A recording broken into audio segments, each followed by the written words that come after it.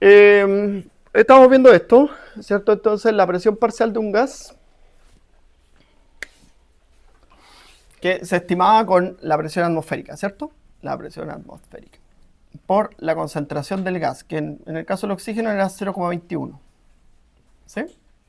Y eso determina la presión parcial de oxígeno.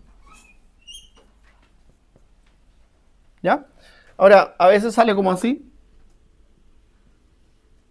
Y esa es la presión parcial atmosférica de oxígeno. ¿Ya? Que eso es como 150 más o menos. ¿Sí? Milímetros de mercurio. Ya, después todo esto tiene la presión alveolar de oxígeno. La presión parcial alveolar de oxígeno. Que ahí dijimos que esto cae a 105 milímetros de mercurio. ¿Ya? Y después tenemos la presión arterial de oxígeno.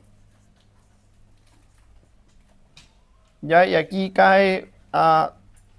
Es un rango, no puede ser estable porque tendría que yo decir que eso es estable en todos lados, ¿sí? Y eso es una mentira.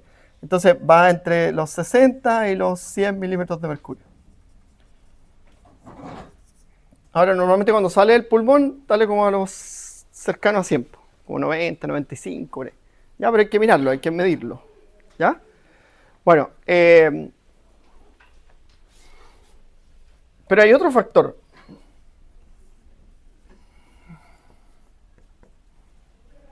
Que es la concentración arterial de oxígeno. ¿Ya? La concentración arterial de oxígeno es la cantidad de oxígeno que existe en un volumen de sangre. ¿Ya?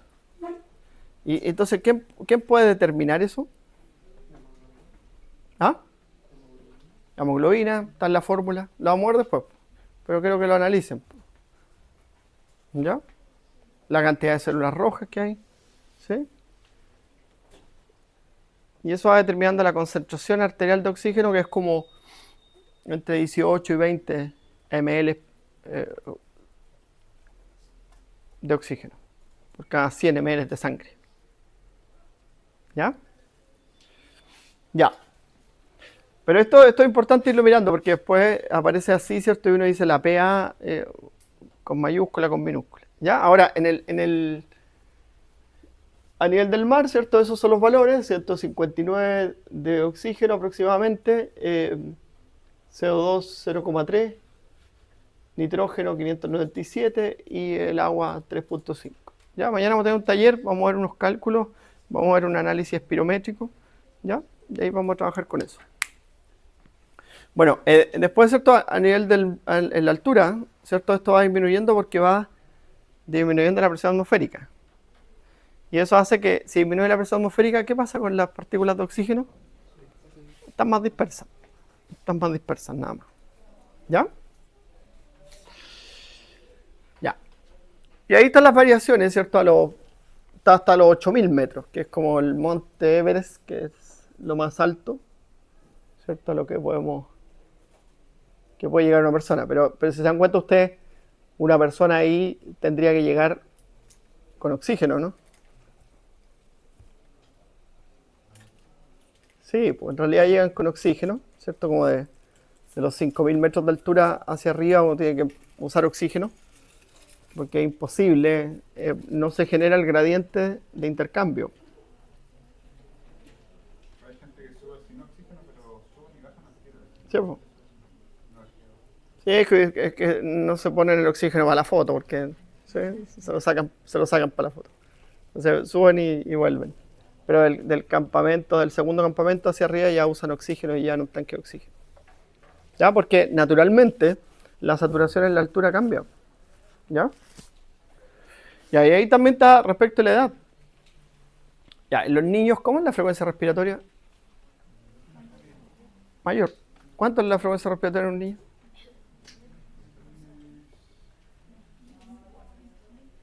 ¿Mm? Porque en un adulto es de 2 a 20. 20, 30, 30, 40, 40, 60, dependiendo de la edad. Ya los recién nacidos como de 40, 60 y después va cambiando 20 a 30 y eso. ¿Ya? Bueno. Ahora, el intercambio gaseoso entonces se realiza por la diferencia de presión parcial de un gas. Y eso es lo que condiciona la dirección del intercambio. ¿Ya? Entonces, cuando se enfrenta esta en el alveolo, en el espacio alveolo capilar, este es de Álvaro, se lo tengo que volver.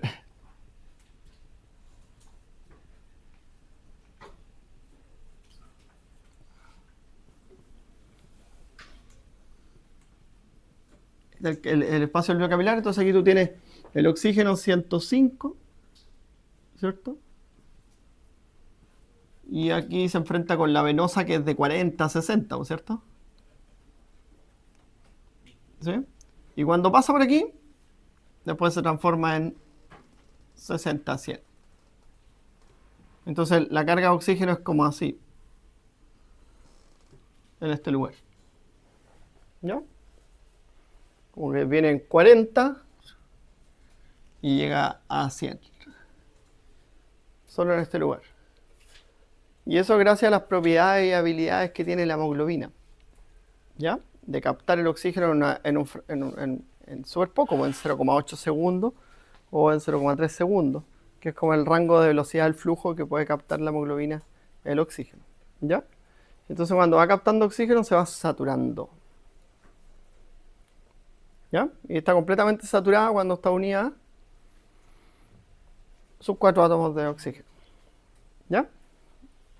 Bueno, entonces ahí tienen la presión del aire atmosférico, ¿cierto? Es en el oxígeno 159, pero en el alveolo es de 90 a 105. ¿Ya? ¿Por qué? Aquí está la explicación, ¿cierto? Se mezcla con este volumen residual que está en el pulmón, ¿ya?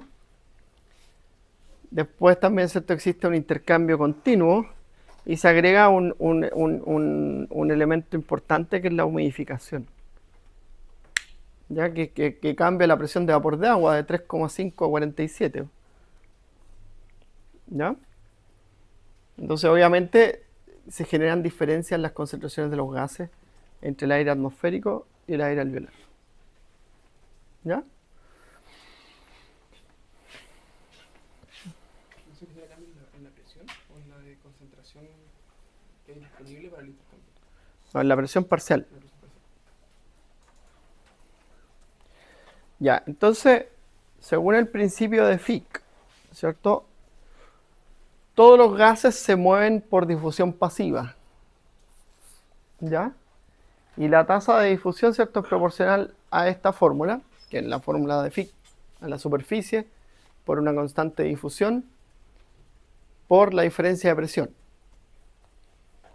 ¿Ya? Área hay un montón, po. ¿Se acuerdan que decíamos que es como el tamaño de una cancha de tenis? ¿Sí?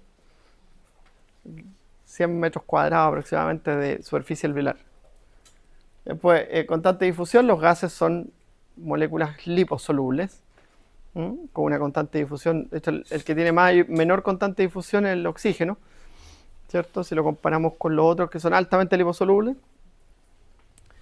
Y el espesor de la pared, ¿cierto? Es el determinante final, ya que esta pared tiene un espesor de 0,3 micras, ¿ya? Entonces, en condiciones normales, lo único que determina la diferencia de intercambio o la tasa de difusión es la diferencia de concentraciones de presiones parciales. ¿Ya? Ahora ya vimos cómo nosotros a través de la mecánica ventilatoria captamos ese volumen de aire, ¿cierto? Podemos captar más volumen de aire, menos volumen de aire y generar una tasa de intercambio. ¿Sí?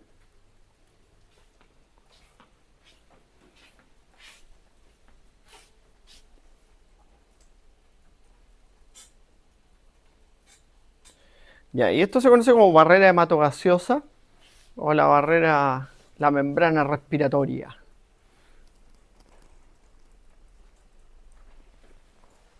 Yo le tengo cariño a la membrana respiratoria. Cuando postulé al magíster en fisiología, en la entrevista me preguntaron la membrana respiratoria. ¿Qué era, en qué consistía, para qué servía y cómo es? No, enojones los profes. Ahí está mi profe, que era terrible, pero yo lo quiero un montón. ¿Sí? Duro. Sacaba una sonrisa ni a palo. Pero era muy buen profesor. Bueno, él hizo este esquema, por eso está ahí citado. Entonces, la membrana del eritrocito es un determinante, ¿ya? El plasma sanguíneo, que a veces es un determinante, porque el plasma, nosotros podemos tener una variación del pH plasmático, y eso puede determinar la habilidad de la hemoglobina de captar o no el oxígeno, ¿ya? Después tiene la pared del capilar, ¿cierto? Otro elemento importante, el líquido intersticial y la pared del alveolo. Eso todo determina esta membrana de intercambio, ¿ya? O membrana respiratoria. Vamos a ver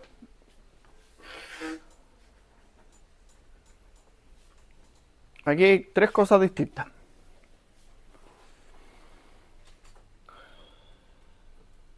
Este gráfico, ¿cierto? Que uno es un gráfico del West, ¿sí? Tiene por un lado la ventilación alveolar, por otro lado tiene la concentración arterial de oxígeno, ya que está en ml de oxígeno por 100 ml de sangre, ¿ya? Y por otro lado tiene la presión arterial de CO2 y de oxígeno en milímetros de mercurio. Y aquí está la ventilación. Si yo aumento la ventilación, puedo aumentar la presión parcial de oxígeno. Pero cae la presión de CO2. Y eso genera un cambio. ¿Ya? Porque eso genera un cambio en el sentido de que el CO2 es un determinante del pH. Entonces, por ejemplo, si cae la presión arterial de CO2, yo genero una alcalosis. ¿Ya? Y en la alcalosis, la hemoglobina entrega menos eficientemente el oxígeno. ¿Ya? O sea, retiene más el oxígeno y lo entrega menos. Si la ventilación cae, la presión parcial de CO2 aumenta drásticamente, ¿se dan cuenta? Con cambios de la ventilación, por ejemplo, una hipoventilación farmacológica, una hipoventilación porque hay una enfermedad respiratoria o algo que genera una hipoventilación, y eso va a hacer que caiga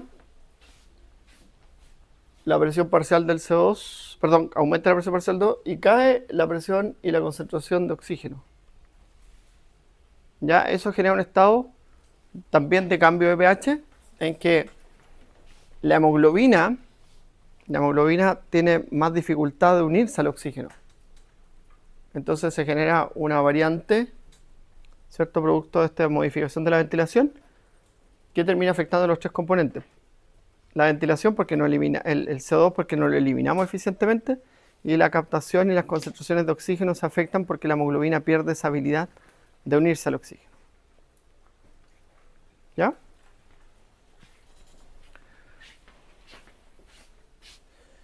Bueno. Entonces aquí aparece esto que es súper importante. Esto, la curva de saturación oxígeno-hemoglobina. Así se llama. ¿Ya? Entonces, esta curva, si ustedes la ven, aquí por este lado tiene la presión parcial de oxígeno, en presiones parciales de 60, que serían las arteriales, la saturación es solo el 95%. Eso significa, tú haces una línea aquí y para acá, ¿cierto? Llega al 95%. Y eso ocurre cuando la concentración de oxígeno es de 60 a 100. La presión parcial de oxígeno es de 60 a 100. ¿Ya? Ahora, se determina a través de este aparatito, ¿cierto? Que es un saturómetro, ¿sí? O un oxímetro de pulso, como usted quiera decirle. Porque además de la saturación que está ahí, te da el pulso. ¿cierto? El pulso periférico de la arteria. Y eso funciona así. Entonces el haz lumínico pasa y lo lee esto que está acá, que es un sensor de luz. Por eso que tiene dos partes. Y es como un perrito, como está en el dedito ahí. ¿Ya? Y obviamente eso se desvía dependiendo de la saturación de la hemoglobina, porque eso determina la coloración de la sangre. ¿Ya? Entonces este aparatito que está aquí, ¿cierto? Que es un fotodetector. No lo puedo. Este es un fotodetector, ¿cierto? Va a leer la desviación que tiene eso, ¿sí? Según dos marcas que tiene, que es una luz roja y una menos intensa, ¿cierto? Que es la coloración de la sangre arterial. Eso es súper práctico y es súper eficiente para que lo valoren cuando lo ven en la clínica, porque en definitiva, a través de un examen inocuo, de bajo costo, ¿cierto? Se puede obtener el porcentaje de saturación, que es determinante de la oxigenación de la sangre. ¿Ya? Porque si yo quiero medir esto, ¿qué tengo que hacer?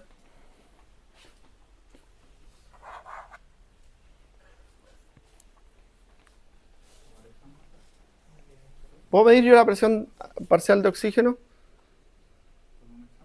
¿Ya? ¿Y cómo se llama ese examen? ¿Ya? ¿Y eso cómo es? Es complicado. Sí, hay que puncionar una arteria primero. Entonces tiene que haber alguien que sepa hacer eso. ¿Sí? Porque si no, rompen la arteria, falla la irrigación, ¿cierto?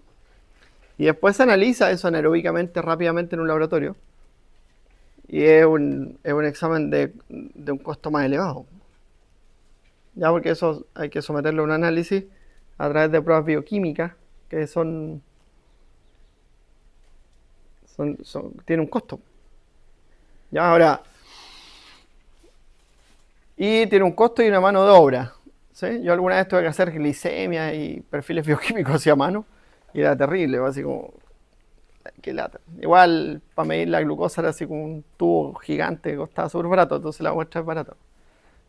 Pero esto ya es más costoso, es más engorroso, es más complejo y en cambio con el oxímetro de pulso tienen la información inmediata.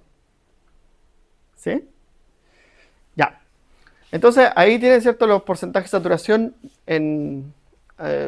a nivel del mar, en 100 metros sobre el nivel del mar, como estamos aquí, le decía yo, en Temuco, más o menos 100. 3.000 metros sobre el nivel del mar, donde el volcán Villarrica tiene como 3.000, 3.500. Ahí está los 3.500, 3.600, 3.900, que es como se da la situación laboral de algunas personas en el norte de Chile. Entonces, si se dan cuenta, la saturación normal cae en esas personas a un 83, a un 92%. ¿Cierto? O sea, está saturando menos, porque si lo comparáis ahí, mira, eso es muy cercano a la hipoxia leve. Es más casi como una hipoxia moderada en los pacientes, en las personas que están caminando en esa situación, no. Una duda que no del conocimiento, pero yo me acuerdo mucho que una vez un abuelito ocupamos el oxímetro de pulso. Sí. El tema es que él tenía muy helada la mano. Entonces, ¿en qué afecta que esté helada la mano? Porque no da una medición correcta el oxímetro de pulso. Sí, hay vasoconstricción, po. Entonces normalmente cambian el lugar, no sé, pero sí afecta que esté fría la mano porque hay menos irrigación. Pero se puede poner el lóbulo de la oreja, ¿no? Sí, ahí lo pone. Cuando está la irrigación, porque lo que tiene que ser es un lugar donde la luz pase. Porque en el dedo tú, si haces esto, pasa la luz. ¿Ven? Entonces eso es lo que hay que hacer. Entonces lo ponen en la oreja, lo ponen en otra parte, ¿no? ¿Ya? Pero sí genera esos cambios, ¿sí? Porque si está, por ejemplo, con una hipotensión o con una hipoglicemia, hay vasoconstricción periférica y va a leer mal. ¿Ya? Va a leer menos. Sí. Ahora, pero por eso tienes que acompañarlo de la clínica. O sea, si tiene problemas respiratorios, hay que ponerle oxígeno. ¿Ya? Bueno, pero es súper buen indicador y es súper fácil de aplicar y de bajo costo. ¿Sí? Profe, una cosa. Cuando hay, o sea, el oxímetro de pulso mide la saturación de oxígeno de la hemoglobina, ¿cierto? ¿Sí? Cuando hay una alcalosis respiratoria, Eso puede aumentar. claro, o sea, la hemoglobina retiene más el oxígeno. Sí. Entonces no estaría cambiando la saturación de oxígeno. No cambia la saturación, pero puede estar alta. En cambio, cuando hay una acidosis va a estar baja siempre. ¿Ya? No es muy bueno para eso. Pero sí para determinar, ¿cierto?, si hay o no una hipoxia moderada, leve o una hipoxia severa. Entonces no serviría en este caso como para ver la irrigación de los tejidos distales porque no se está separando el oxígeno de la... Claro. de la hemoglobina. Ahora, lo que sí hay que tener en cuenta es que mide la hipoxia, porque está viendo la cantidad de oxígeno en un tejido, no la hipoxemia. ¿Ya? Por eso que se dice hipoxia. Ya, y mira, y aquí es sencillo, mira. Yo me paro al frente y digo, ¿la curva se desplaza hacia la derecha o la curva se desplaza hacia la izquierda? ¿Ya? Eso es algo que, bueno, es súper básico, pero uno cuando está estudiando no lo entiende. Entonces, factores que desplazan la curva hacia la derecha, ¿cierto? Ahí está, ¿cierto?, los aumentos de temperatura, como la fiebre, por ejemplo. ¿Ya? Los aumentos de CO2 en una hipoventilación, ¿ya?, de origen central, de origen periférico, cuando la persona tiene una enfermedad respiratoria, o los factores que determinan descenso del pH. Que el pH tú puedes tener una acidosis de origen respiratorio, como la que acabamos de mencionar, ¿cierto?, cuando aumenta los niveles de CO2, pero también hay acidosis metabólica, por aumento de ácidos fijos, como la lactoacidosis, como la cetoacidosis, ¿ya? Ya, y eso va a hacer que la hemoglobina tenga menos habilidad para captar el oxígeno. Ya, así es como tú desplazas la curva hacia la derecha, que tampoco se desplaza hacia la derecha. Si yo me pongo aquí, ¿cierto?, para tener un mismo porcentaje de saturación, voy a necesitar más concentración de oxígeno. Eso significa esto. ¿Entienden eso?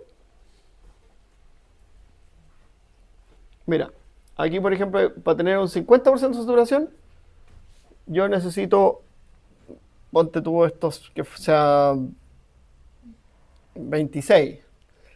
Pero si la curva se desplaza hacia la derecha, voy a necesitar 27 para tener el mismo 50%. Entonces por eso se dice que la hemoglobina tiene menos habilidad de unirse al oxígeno. ¿Ya? Ahora, cuando ocurre eso, ¿cierto?, el transporte de oxígeno se ve comprometido. Y nuestro cuerpo transporta el 99% del oxígeno unido a la hemoglobina. O sea, es la única molécula que tenemos, ¿sí?, para movilizar el oxígeno. ¿Ya? En la sangre y llevarlo a todos los tejidos.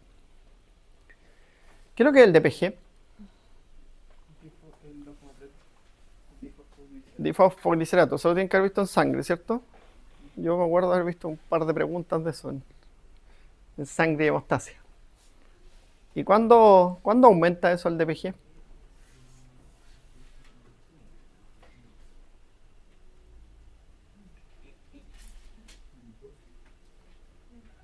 ¿Ah? Cuando hay condiciones de hipoxia. Cuando hay condiciones anaeróbicas a nivel del eritrocito. ¿Ya? Entonces es lo mismo, ¿se dan cuenta? Ahora, mira el desplazamiento de la curva hacia la izquierda. Entonces ahí tenemos, ¿cierto?, disminución del DPG, disminución de la temperatura, como en la hipotermia, ¿cierto?, disminución del CO2, como en la hiperventilación, aumento del pH, que eso va un poco de la mano. Ya, y ahí hay un montón de hemoglobinas. Ahí yo quiero que usted se acuerde de Alejandro y sus hemoglobinas.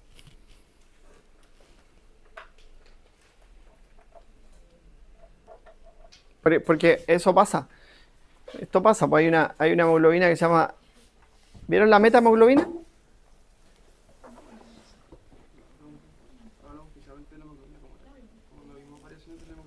La hemoglobina, hay una hemoglobina del adulto, hay una hemoglobina glicosilada, hay una hemoglobina fetal.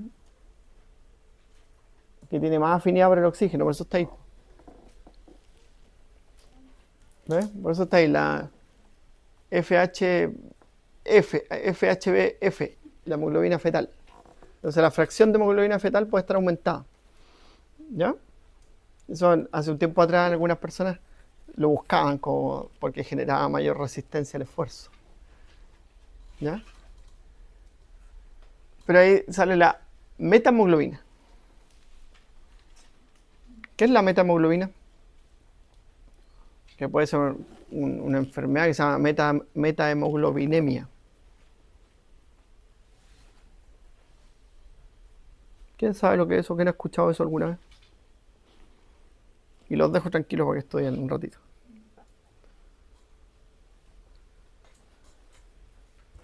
¿No?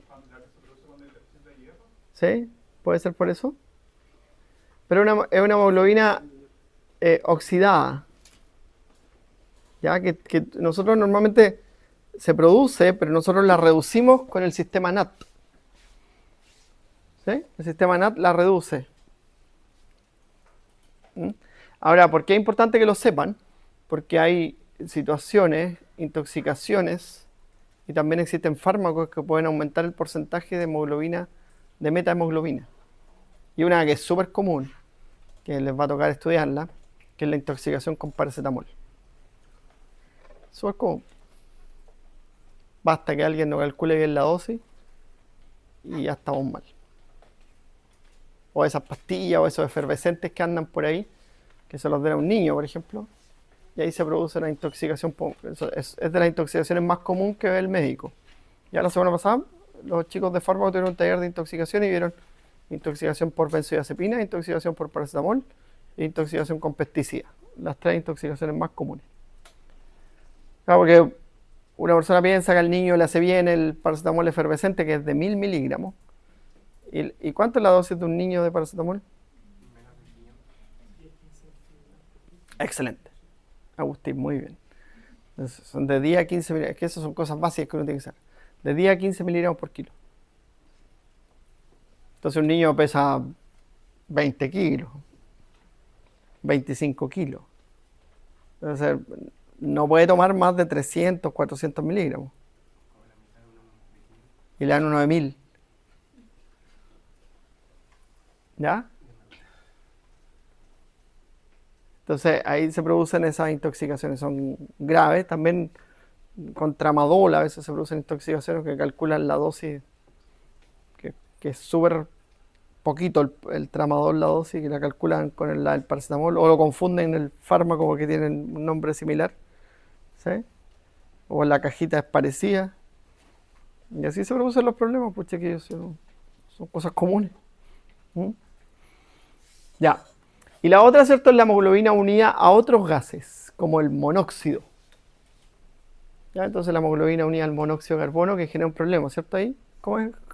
De hecho, Nuestro bombero. nos ha tocado en varios incendios que sacamos a pacientes, le hacemos la dosimetría y están saturando normal, no sé, 98, 99, Champo. 97.